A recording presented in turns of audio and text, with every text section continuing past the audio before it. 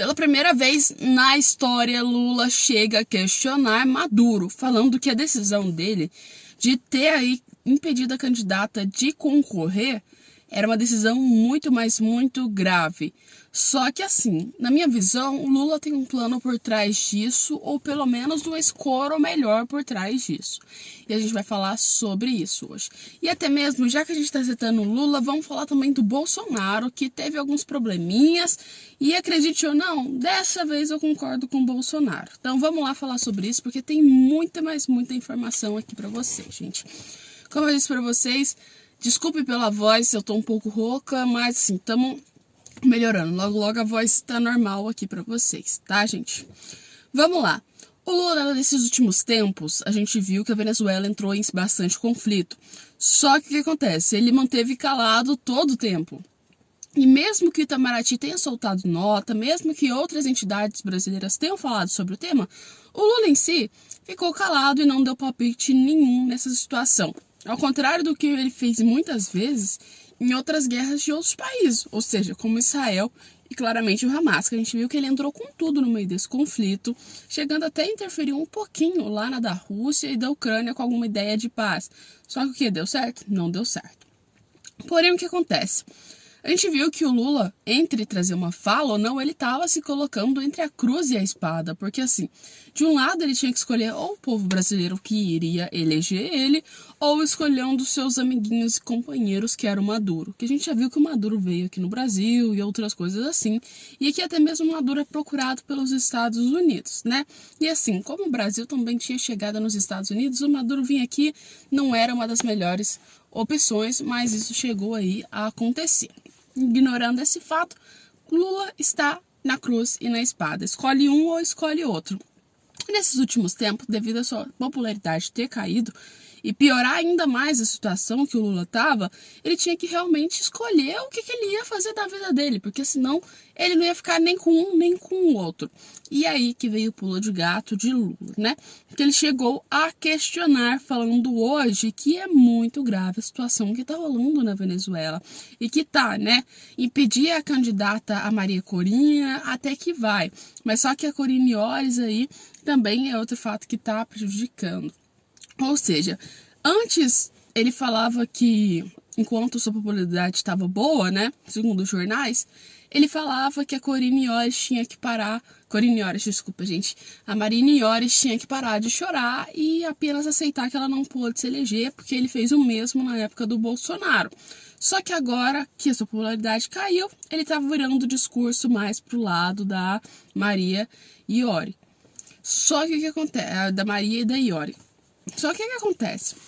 Segundo ele disse que até o fato da Maria seria algo ok que o Maduro fez errado. Só que, por outro ponto, ele disse que já da Iores, do site ter ficado fora do ar, não é culpa praticamente assim do Maduro, que ela não foi impedida de candidatar. Mas vamos falar, quem controla o site do governo, quem controla todas as fontes de mídia, tudo que tem lá na Venezuela, claramente é o Maduro. Então, resumindo, acredito eu que esse erro do site ter caído fora do ar bem no último dia de se candidatar não seja coincidência, e sim pode ter dedo do Maduro aí, entendeu? Então, por que outros candidatos conseguiram e ela também não conseguiu? E logo teve gente que fez aí candidatura no último dia e ela não conseguiu. Dá um pouco de dúvida aí entre a gente, né? Só que o que acontece? Depois que o Lula chegou com essas falas, eu acredito que o Maduro não está muito feliz com isso, né? Porque o Maduro se esperava que pelo menos o Brasil apoiasse ele por completo, né? Porque assim, temos outros países aqui que são completamente de direita.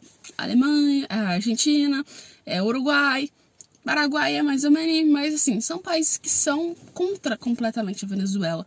E a única fonte que o Maduro tinha de apoio aqui dentro, na minha visão, ou é a Colômbia, mais ou menos, mais em específico, o Brasil. O Brasil e a Venezuela tinham um acordo muito grande. Então, segundo o Maduro, eu acho que ele estava esperando que o Lula ficasse do lado dele. Como o Lula não ficou, obviamente ele foi lá e encheu o saco, né?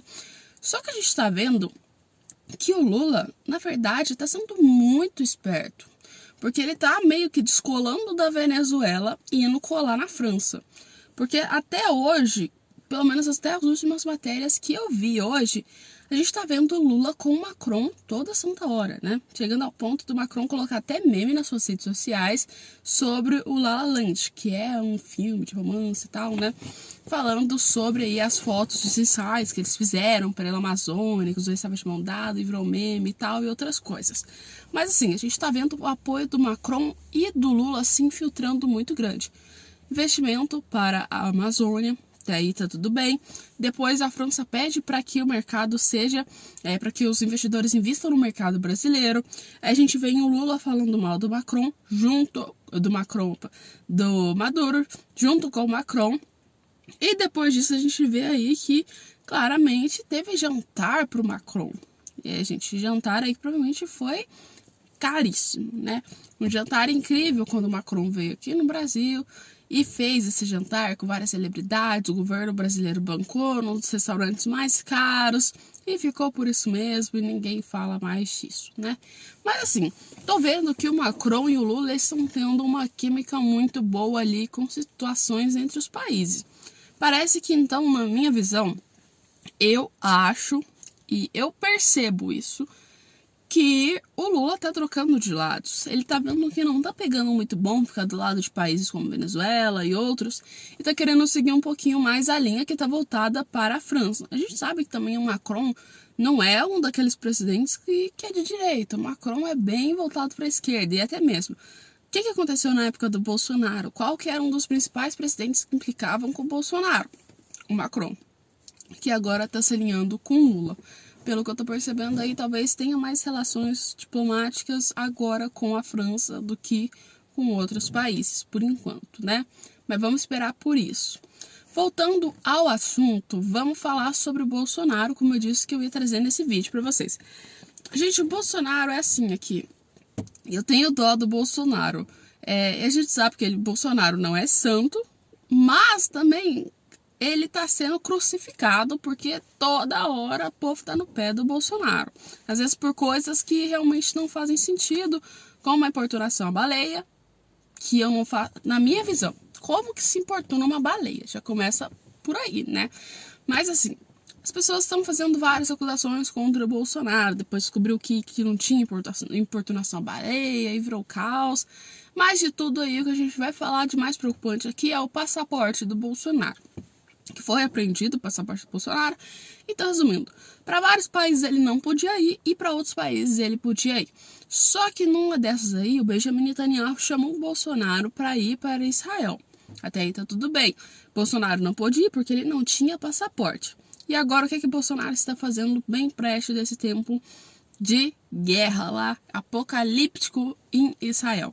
Que é o seu passaporte de volta para conseguir ir para Israel e conversar com Benjamin Netanyahu. Na minha visão, eu acho que pode ser sim bom o Bolsonaro ir lá em Israel. Só que da mesma forma, eu acho que talvez para o governo não possa ser bom. Por quê? Porque Bolsonaro chega lá, faz politicagem, embora ele esteja inelegível. Temos a Michelle Bolsonaro e outros apoiadores dele que depois, mais pra frente, pode virar uma outra coisa, né? Mas assim, querendo ou não, na minha visão, não vão devolver o passaporte do Bolsonaro. Mas Bolsonaro então tá preso aqui no Brasil? Não tá. Porque tem país que você entra tranquilamente sem passaporte, você só precisa da identidade. Então assim, Bolsonaro tá no Brasil porque ele quer, entendeu? Agora, por outro lado, outros países ele não consegue ir com esse passaporte. Por exemplo, ir para propriamente, vamos falar assim, para os Estados Unidos. Não rola. Os países mais longe não conseguem. Agora os da fronteira aqui, tipo Argentina ele consegue ir e essas questões, né? Mas assim, Israel, que é o lugar que ele quer ir principalmente, ele não pode porque ele não tem passaporte, né, gente?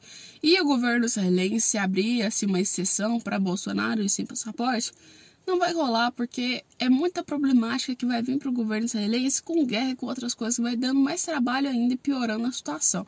Então, assim, tem que se esperar que Bolsonaro consiga seu passaporte de volta e consiga ir a Israel. Ou senão, a gente não vai ver aí uma diplomacia feita entre Benjamin Netanyahu. Às vezes até Bolsonaro dá algum conselho para Netanyahu. Vamos ver o que pode acontecer se o passaporte dele for liberado. Se não for, aí não tem encontro nenhum, né? Porque ele não pode ir. Por enquanto, É isso. Mas eu quero saber de vocês. Coloca nos comentários. Você acha que Benjamin Netanyahu ficaria feliz com Bolsonaro indo para lá? Ou você acha que o passaporte de Bolsonaro vai ser liberado aqui no Brasil? E você concorda com o fato de Lula estar trocando de ares, passando de Maduro para Macron? Coloca nos comentários e a gente volta com mais vídeos depois, tá? Um beijo e até mais para vocês.